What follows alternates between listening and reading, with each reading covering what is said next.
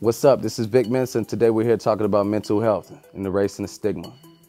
Our community in general, the African-American community, is notorious for being silent about mental health issues, you know, because it's seen as a weakness, or I'm not crazy, I don't need to talk to a therapist, you know.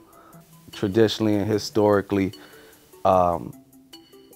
we might have been made insecure about a lot of things about ourselves just by American propaganda and the way that this society works. But I think it's important now that, you know, we have these tools to be able to talk to each other and share our experiences. Social media was not good for my health, so I don't, you know, really indulge anymore.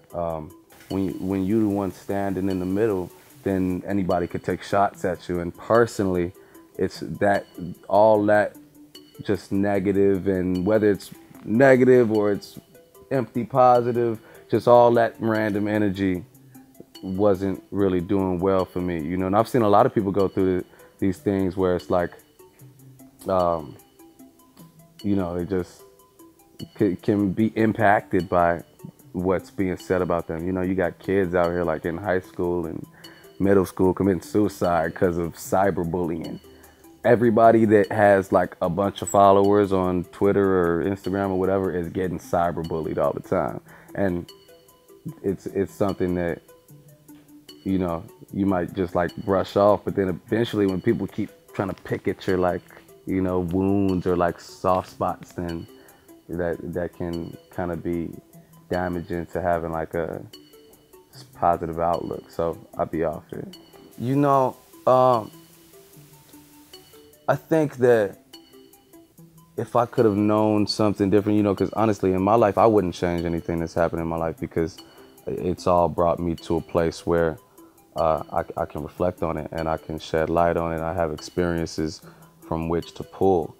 But if I was to maybe tell somebody else coming into the game in a similar like mind frame to me with similar goals, it's just don't lose sight of the purpose. You know, I think that if you really about that pen, man, it ain't about being a drug addict and none of that. You know, it's like to focus on that pen and don't think that anything else can make you better with that. Like that's you can't pass up shooting free throws, you know?